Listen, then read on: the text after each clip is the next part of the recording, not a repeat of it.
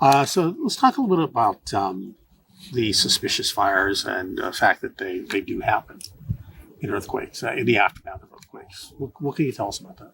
Well, of course, there's many reasons that fires do start during an earthquake.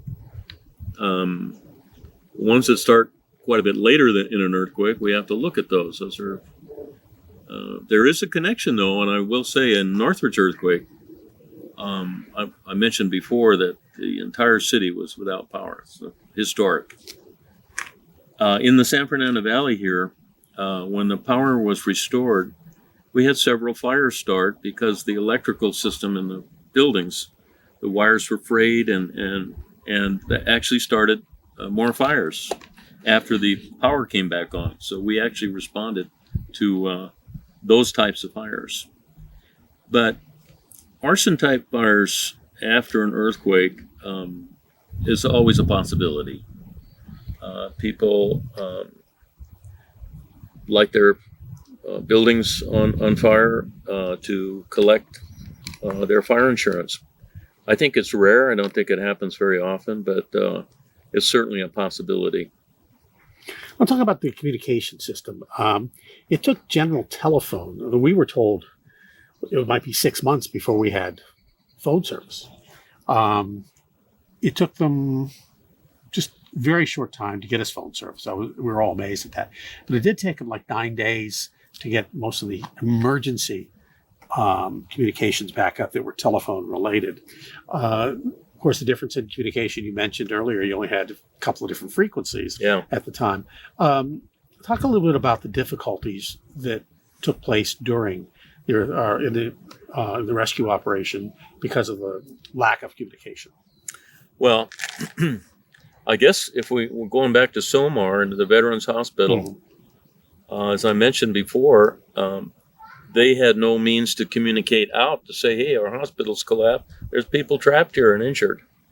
They didn't have a communication system. And I mentioned our Chief Kenny Long was in one of our helicopters and found the collapsed building, and he was able to radio back to the fire department to say, bring the resources in to start rescue operations. So it's pretty difficult, and you've been through it, and I have a few times. When your phone system doesn't work, you're really in a bad way because nobody knows what's going on. Cell phones, they're pretty reliable, and they can bring out portable cell sites now and help get the phones back running. But what happens when the phone system is up and running, that they're overloaded with number of people calling.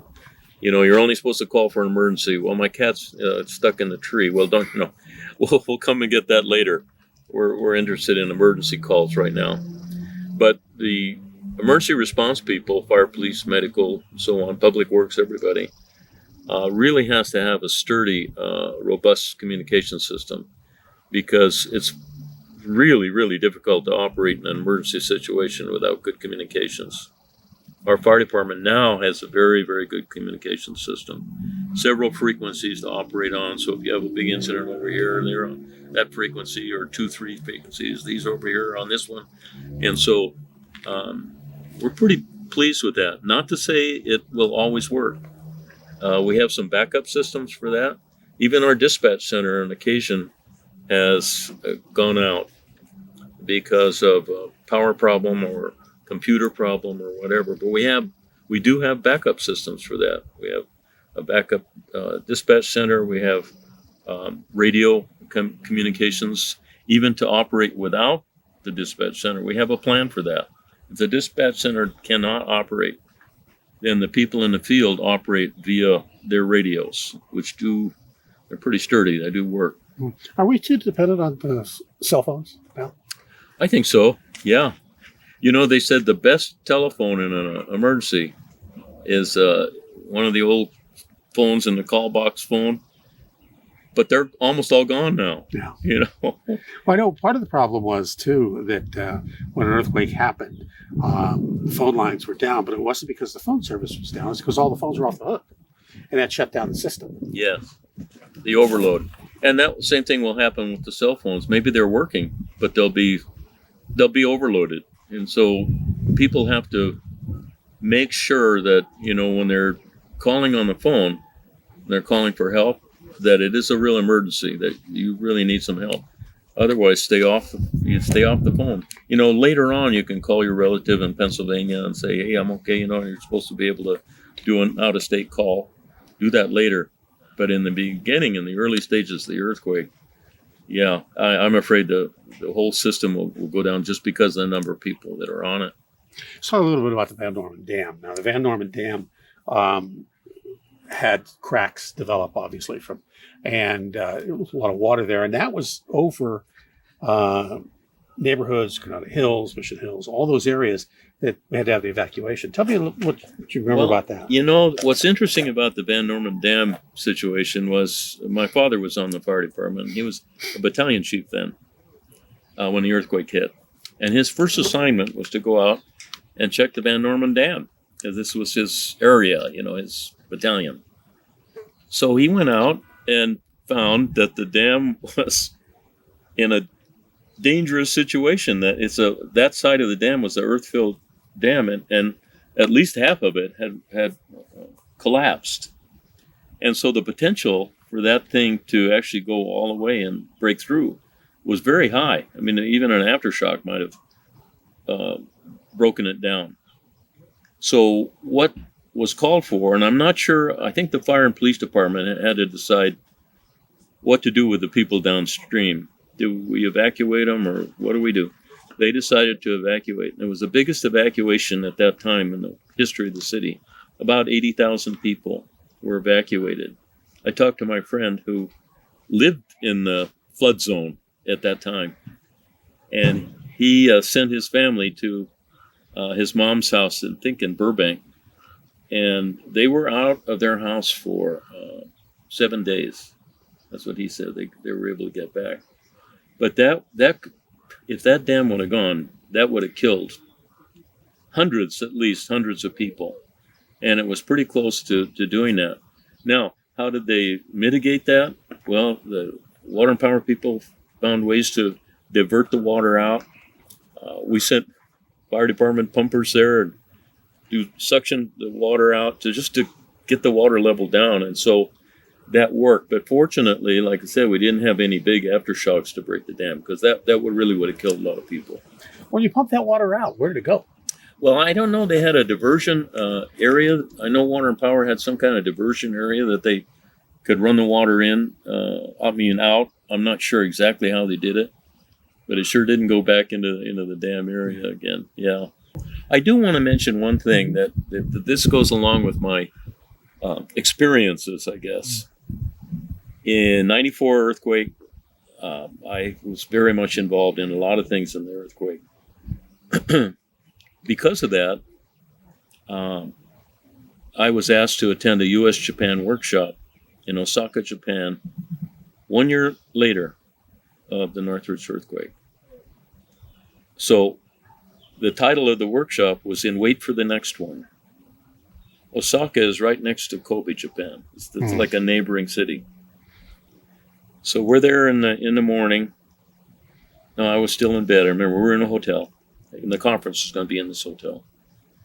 And we had our counterparts from Japan, and that's what we were going to do. And the earthquake hit.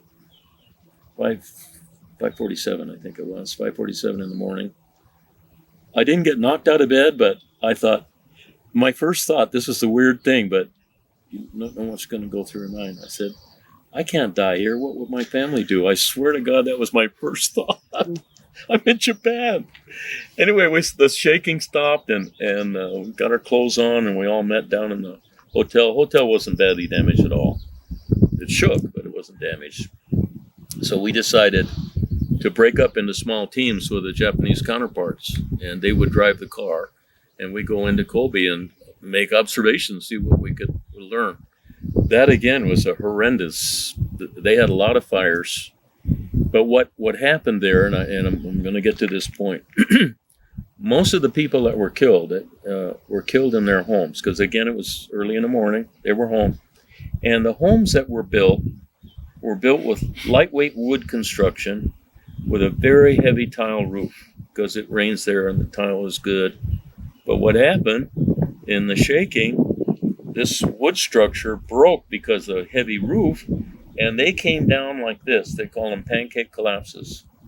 There was hardly a void space left in blocks. You'd look for blocks, and you would mainly see the tile roofs.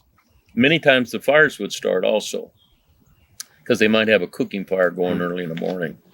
So the interesting point, though, and again, it goes back to the CERT training program I talked about, that 67% of the people that were rescued by neighbors, not the fire department, not the police department, by neighbors. And the survivor, this came from the Japanese who did this study, which is very interesting. And so that's why we have this CERT team too. It really helps. And the other part of it was the amount of time you have to survive. In the first 24 hours, 80% of the people were rescued. 80% first 24. The second 24 hours, it dropped all the way down into the 25%. So you really got to get them quick is the whole idea. People can't survive in these collapsed structures too long. And as the time went out, you'd have a miracle save maybe a week later, but that would be somebody in a big void space that maybe had water, something like that. So that whole scenario was really interesting. I mean, this Hanshin Highway in Kobe, this whole upper level freeway, went over like for at least 2 miles, went over on its side, and high-rise buildings again fell. There were many fires there.